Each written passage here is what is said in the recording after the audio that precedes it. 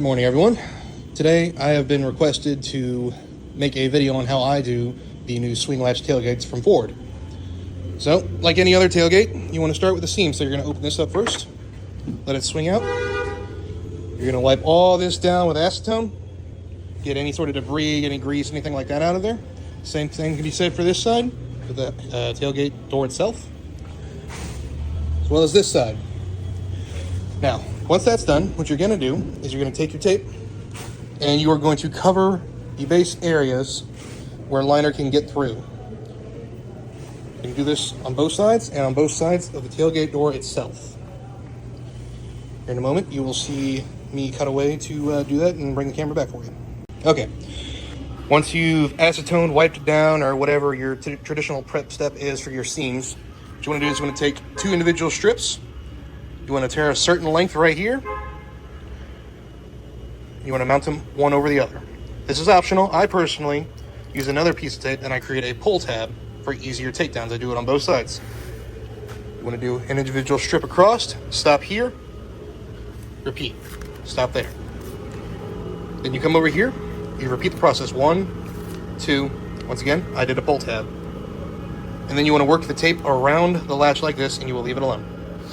Next, we move up and to the left. You want to take about 2 index fingers worth of tape, you rip them in half, and you apply it like this. So it overlaps in 4 sections. First piece, second piece, third piece, fourth piece. You want to tuck it up in there, just below plastic ramp where this little middle point right here is. All right. Come over to this side, and you repeat the process. Same thing. You can do more, you can do less. As I said, this is the most adaptable way I have found to go about it. Over here, same thing, only instead of 4, you want to use 2. That way the tape doesn't get bunched up and run the risk of damaging it. You come down to the corner, just make it flat. I have found 2 pieces works best for this. You don't need to go all crazy because there's a step later on when we're actually doing the tailgate from overhead, which will allow you to cover this for the most part. This is purely as an assurance to make sure I don't get any overspray down there. Same thing can be said over here. Once again, just keep them flash with the paint. Come up. Once again, 4 strips, about the length of my index finger. All right, once we do that, we're gonna close the tailgate.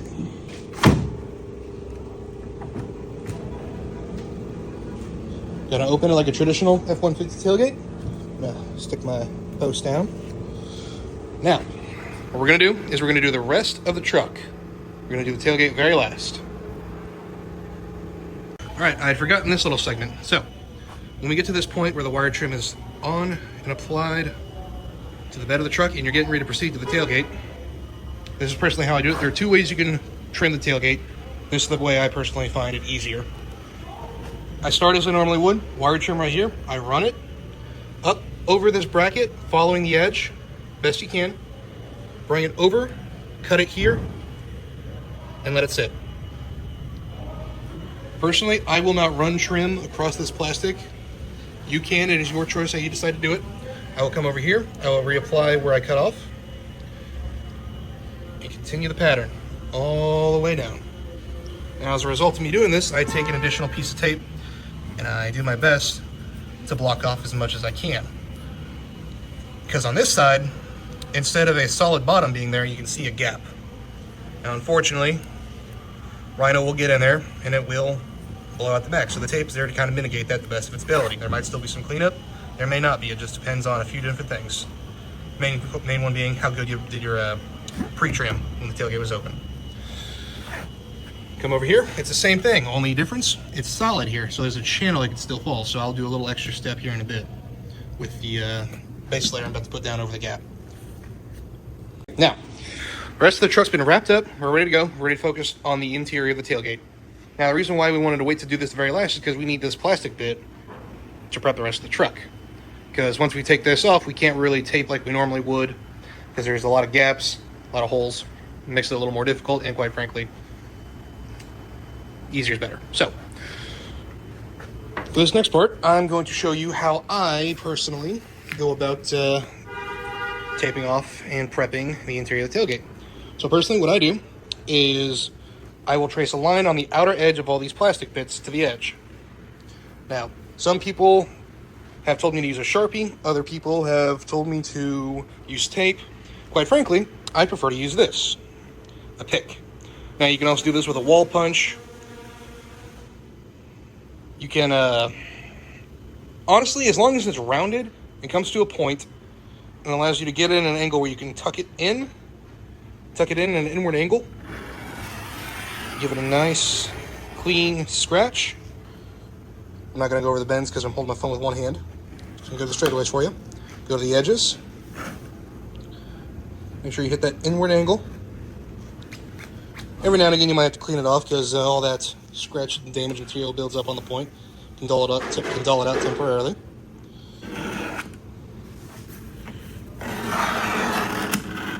Now, you might be wondering, why are you doing that instead of using a Sharpie? Because a Sharpie's a Sharpie. It's good, but it's not effective and it's not permanent. A Sharpie can get smudged, it cannot work, it might not get you close enough to the plastic. I use this instead of a knife because this is a rounded surface until you get to the point. Whereas if you use a knife or a box cutter or a razor blade, it is a straight edge. Now, if you run a straight sharpened edge along that plastic, you run the risk of damaging it. It's not a matter of if, it's a matter of when. So that is why I personally use something like this. Now, you can also use a small flathead for the same principle. Now, you're going to take your small flathead, your pick, your wall punch, your Sharpie, or whatever it is you personally choose to use, and you're going to trim, you're going to follow the outline of all these individual plastic pieces. You're going to go all the way to the edge, except right here, you're going to come to the plastic. Do not go over the plastic. You're going to follow it all the way around. You're going to make sure it's nice and visible, and it's as close as you can possibly get it to the base of the plastic. Now then, once you've gone and made your line with your sharp stick, your Sharpie, whatever it is you prefer to use, you're going to lift up one piece at a time. You're going to go through and you're going to make sure you can either see and or feel your mark for at least 90% of the pattern. On this one I can. I'll come over here, I'll take these screws out, and I'll repeat the process. And if I can't see and or feel it, I will put the piece back and I will retrim where it's missing. Now, once that's been done, we've got our lines that are mostly visible.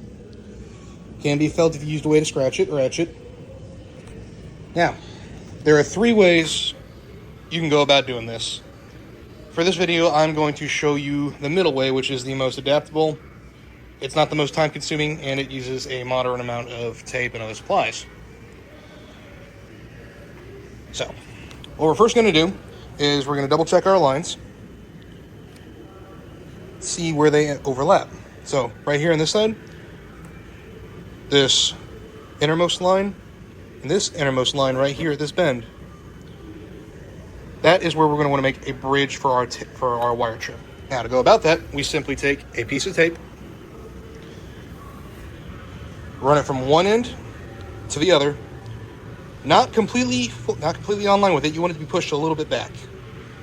You don't want your wire trim to follow this line as close as possible. You want it to be at least 1/10 of an inch back.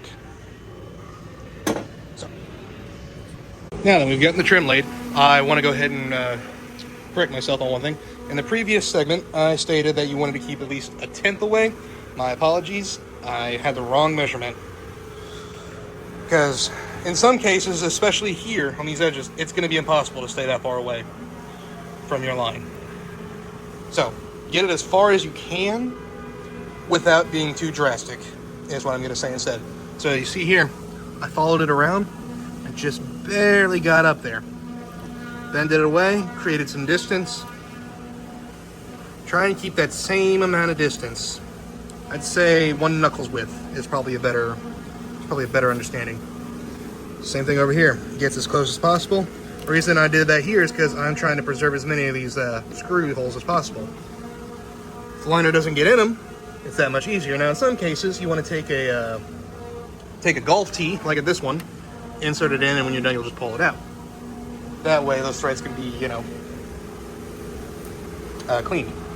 Now, as for the 4 bridges, as I previously stated, I placed one here, placed one here, placed one here, and I placed one here.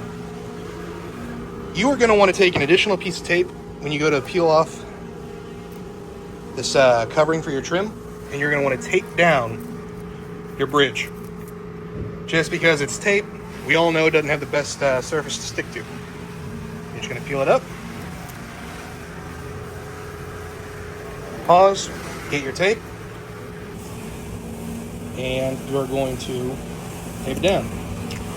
Right, I will see you guys in a few minutes once I have completed this process. Now, as you can see, I've trimmed around following that line to the best of my ability, staying as far away as I can, but in some places, as I said, it's really difficult. Especially right here, you have to get right up on it. Now, this next part, there are, once again, two ways you can do it. Doesn't really matter. One way uses a lot less tape and the other uses a lot more tape. Also, one aspect of this is going to be dealer's choice, and I mean that quite literally. The dealership or the owner of the vehicle can decide or specify this section right here. It is, of everything inside the tape, the only section that will be exposed. Now for us, no one has complained about this not being sprayed for us. For anyone watching this video, it may be different. Get with your management, ask them, or ask if there have been any complaints about it. Get the information you need to better appease the customer, the dealership, whoever. Just makes things easier on you in the long run. Now, back to what I was saying. There are two ways you can go about this. First one, take your tape, and just like any other hole in a tailgate, you tape all the way down this entire inner area. I'm not going to do that because it's pretty self-explanatory, and quite frankly, I don't feel like wasting the tape. Now, the other way to do this, which I personally find a little easier, is you take these floor mats. The rust proofers have, if you guys have rust proofers, use the floor mats they put before they get in and out of the vehicle after and before it's been rust proofed. Get about 4 or 5 of them, cut them in half right down the middle, long ways. So, as you can see, right down the middle on the longest route. Now, typically it takes maybe 4 to 6 of these things, depending on a couple things. You quite simply just take it quite like this. It's easier with 2 hands, I promise. Get that out of the way. Gonna lift up one area. Going to slide the edge of it under it. You can go all the way to the line or where the tape meets the trim. I personally don't do that. I just get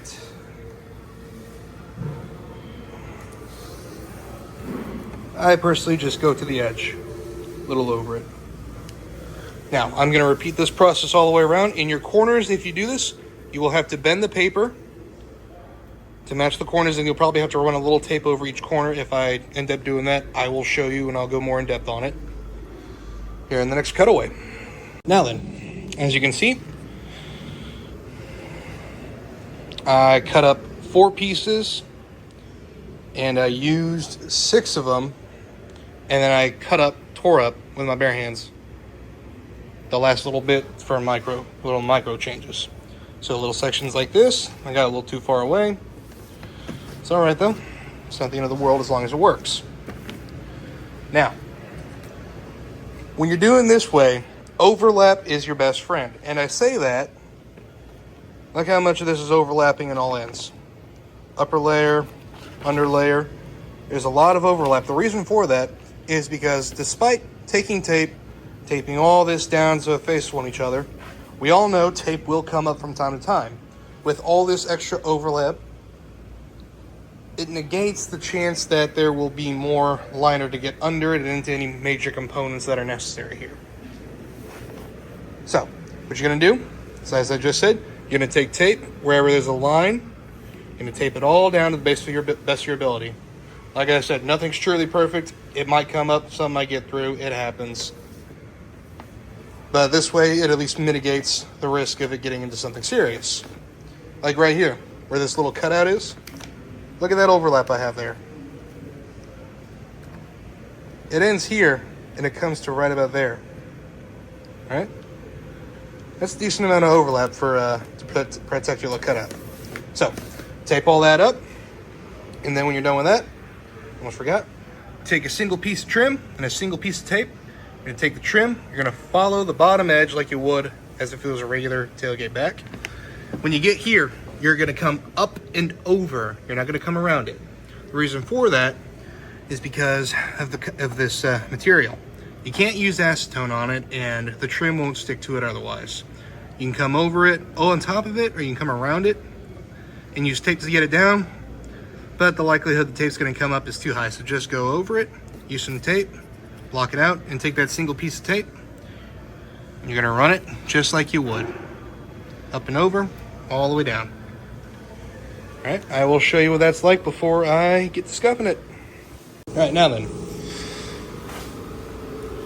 We have prepped over everything. But before we go ahead and scuff it, we're just gonna double check because this tailgate is a little different. And there are a lot more areas that can be missed when you're working with so much. So, we're gonna start in the obvious, like right here.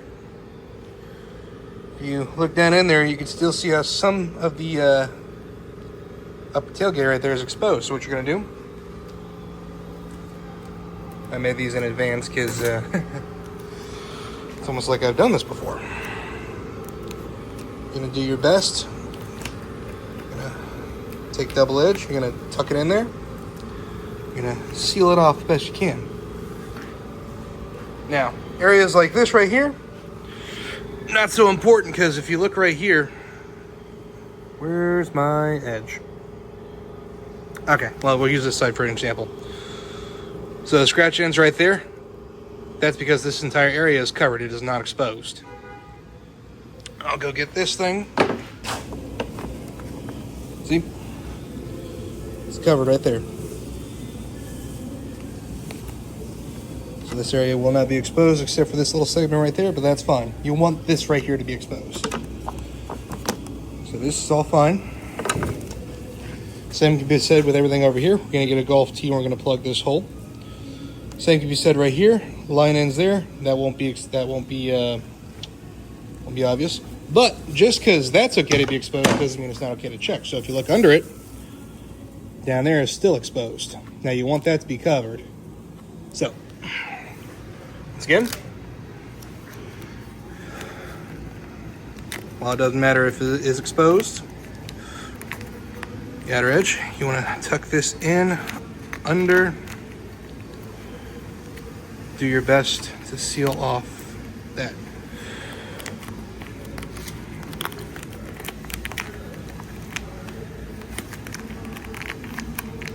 It's a lot more difficult with one hand. Wasn't expecting that. So, see how it's now sealed off in there? And when this gets ripped off, it won't damage this at all because there's a small gap between the metal and the base layer, or the base of the tailgate. Up here, same thing. Drops down into here. All this is exposed to the inner workings of the tailgate despite us taping that off. Still might pose a problem. So once again, double-edged tape. You can bend the trim for this little point to follow this groove. That way it's a cleaner tear. Or you can just go over it. Doesn't really matter because very, very rarely does that tear, and you can often use a box cutter to fix it. And you guessed it, one more corner. Once again, drops down in there. So you take a little bit of this.